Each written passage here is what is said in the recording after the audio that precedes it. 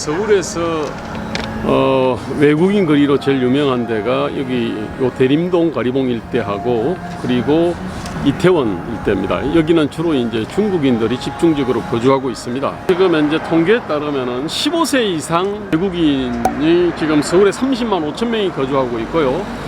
그 중에서 이제 등록 외국인은 24만 2,623명입니다. 이게 2020년 통계입니다. 구별로 보면은 구로구에 2만 8천이 있고 바로 영등포구 여기에 2만 7,887명이 여기 있습니다.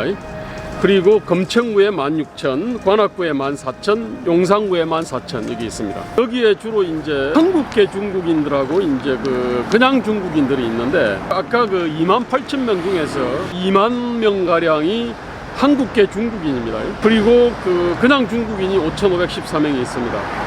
그리고 여기 영등포구 대림동 같은 경우는 한국계 중국인이 2만 1,000명 가량 있고 중국인이 4,661명 이렇게 있습니다. 이렇게 해서 이제 그래서 여기 은행까지 다 생겼습니다. 이게 그 외국인 문제는 하나는 어떤 세계 서울, 창조도시, 자유도시, 세계도시 서울을 만드는 문제이기도 하고 동시에 서민과 청년들이 좀 살만한 도시를 만드는 문제가 겹쳐져 있습니다. 이 완전히 좀 이렇게 상반되는 차원이 다른 어떤 문제일 수도 있는데요.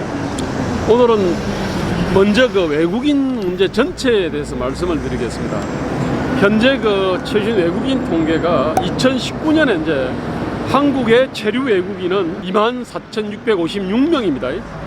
그 중에서 장기 체류 이분이 이제 등록을 합니다. 이게 장기 체류 외국인이 173만이고요.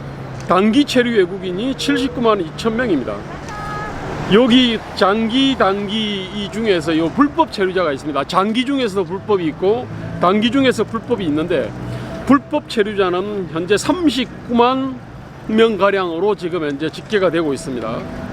그런데 이 지금 요 불법 체류자 문제가요, 2017년에 문재인 정부가 최저임금을 확 끌어올렸습니다. 그때 최저임금을 확 끌어올리니까 2016년 말까지 불법 체류자가 20만 8천 명 가량이었거든요. 그런데 이게 2017년 들어오면서 25만 1,000명으로 무려 20% 넘게 증가를 했고 2018년 들어와서 또 최저임금을 또 확 끌어올렸지 않습니까? 그렇게 되니까 불법 체류자가 35만 5천 명 가량으로 늘어났고 그 뒤에 2019년에 39만 명으로 늘어났습니다. 2017년에는 무려 20.1%가 늘었고 불법 체류자가 2018년에는 69.9% 거의 70% 가량이 불법 체류자가 늘어났습니다. 불법 체류자는 사실은 최저임금 폭증하고 아주 밀접한 관련이 있습니다. 이 불법 체류자는 그냥 자연적으로 늘어나는 것이 아닙니다. 지금 쭉 통계를 보면은요, 2002년에 불법 체류자가 30만 8천이었거든요. 그런데 2003년에 단속을 강화하니까 절반으로 줄었어요. 15만 4천으로 줄었거든요. 그 다음에 2005년까지 20만 명대로 유지되다가 단속 강화하니까 2010년에는 16만 8천, 2011년에 16만 7천, 2012년에 17만 7천으로 이렇게 쭉 줄었어요. 그렇게 가다가 대충 2016년까지 20만 명대로 유지하다가 이게 25만으로 35만 5천으로 39만으로 펄쩍 뛴 겁니다. 이게 자, 요 얘기는 최저임금 인상과 더불어 가지고 불법 체류자 단속을 갖다 제대로 못했기 때문이라고 이렇게 얘기할 수 있습니다. 제가 몇 년 전에 제가 이제 일본하고 한국하고 도대체 불법 체류자 문제를 갖다가 어떻게 다룬지를 봤습니다.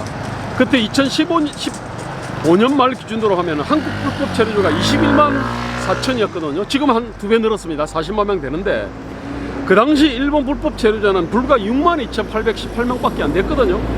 대충 산술적으로 3분의 1이 안 됐는데 일본 인구가 2.5배 있지 않습니까? 그러면은 8.5배, 한국이 8.5배가 일본보다 많았습니다. 왜 그러면 그렇게 됐냐면은 일본 법무성이 2004년에 불법 체류자 5개년 방강 계획이라는 걸 세웠습니다. 그러면서 이제 불법 체류자 단속 직원을 갖다가 정원을 했습니다. 그 다음에 고용업체에 대해서 벌금을 대폭 이렇게 강화를 하고 그리고 면허 취소 등 강력한 행정 조치를 했습니다. 근데 한국은 뭐라 그러냐면은 단속 인력 타령만 하는 겁니다. 단속 인력 타령을 하면요 공무원 숫자가 늘어납니다. 늘어나면은요 그러면은 이제 기존에 이 관리직들이 막 생기자 직급이 올라가는 겁니다. 이게 일본 같은 경우는 이 고용업체한테 대해서 벌금을 갖다가 이렇게 매기고 면허를 취소하고 이렇게 굉장히 어떤 그 실효성 있는 단속 조치를 취했는데, 한국은 그러지 않고 불법 체류로 인해 가지고 이렇게 이 청년과 서민들이 피눈물을 흘려도 이거를 갖다가 자기 공무원 어떤 조직을 갖다가 조직과 인력을 확대하고 직급을 갖다가 상향시키는 그 계기로 이제 삼는다는 겁니다. 사실 한국에서는 지금 숱한 문제들을 대하는 방법이 사실은 다 그렇게 됩니다. 이번에 그 코로나 문제에서도 결국은 질병관리청이 이게 하나의 성격이 됐잖아요. 그죠? 이게 원래 본부였는데 청으로 올라갔습니다. 자, 그러면서 이제 그럼 1급짜리가 늘어나고 2급짜리, 3급짜리가 자동으로 늘어나지 않습니까? 어떤 문제가 있으면은 그 문제를 갖다가 어떻게 실효성 있게 해결할 거냐, 그런 게 아니라 그 문제를 빌미로 해가지고 예산을 늘리고 조직과 인력을 갖다가 늘리는 용도로 쓴다는 겁니다. 이 지금 외국인 노동자 문제도 정확하게 지금 그렇게 쓰고 있는 겁니다. 이게. 자, 여기가 영등포구 대림동이고요. 이 길이 대림로입니다.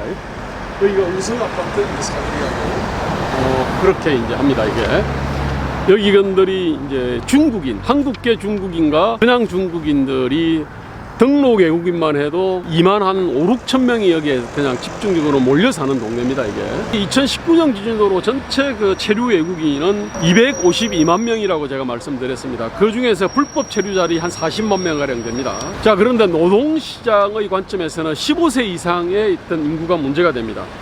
현재 그 2020년 5월 통계인데 84만 8천 명 가량이 취업을 하고 있습니다. 근데 그 중에서 제조업에 37만 8천 명 가량이 있습니다. 그 다음에 건설업에 8만 5,500, 그 다음에 도소매 음식 숙박업에 16만 4천, 그 다음에 사업개인 공공 서비스에 14만 2천이 있고요. 그 다음에 농림업에 5만 7천 가량이 이제 종사를 하고 있습니다.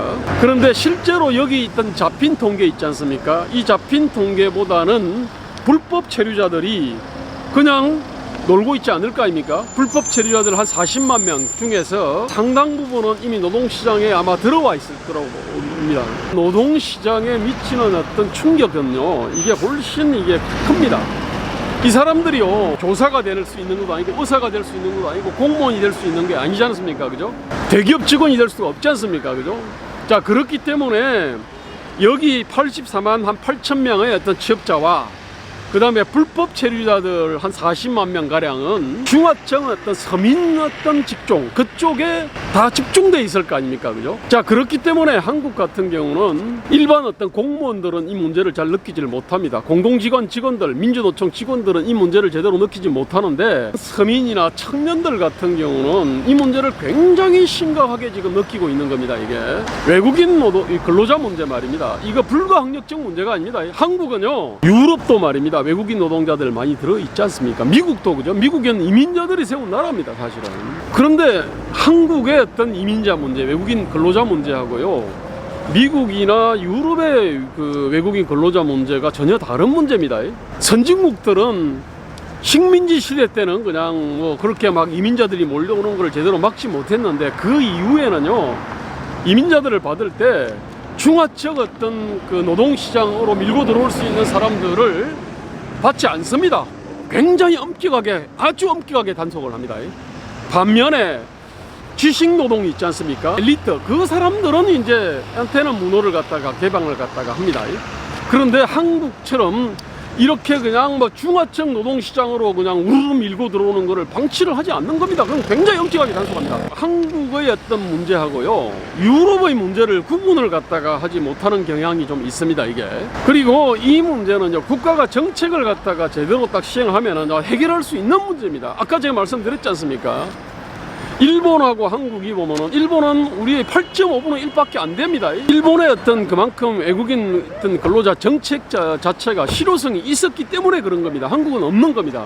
자, 결론적으로 말씀드리겠습니다. 자유민주당은요, 외국인의 어떤 지식 근로자들 아니면은 투자자들, 그런 사람들에 대해 가지고는 아주 환영을 합니다. 그러나 단순 어떤 인력들, 특히 어떤 중하층 노동시장을 교란할 수 있는 그런 근로자들은 저는 지금 절반 이상으로 좀 감축할 수 있다고 생각합니다.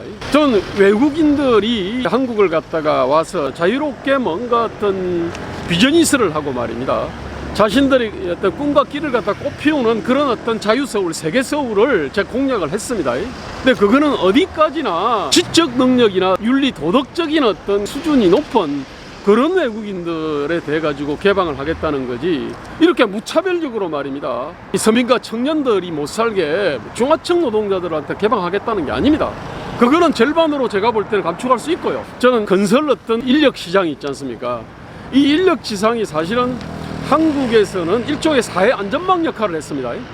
한국에서 사회 안전망 역할을 한 게 뭐냐면은 택시, 그 다음에 어떤 건설 인력 시장입니다. 지금 택시는 그래도 대리운전이라도 있으니까요 조금 낫습니다. 이게 택시 쪽에는 지금 외국인 근로자들이 못 들어오잖아요. 말이 안 되니까, 지리를 모르니까. 그러나 건설 이 인력 시장에는 외국인들이 너무 많이 와 있습니다. 그러면 농업도 마찬가지입니다.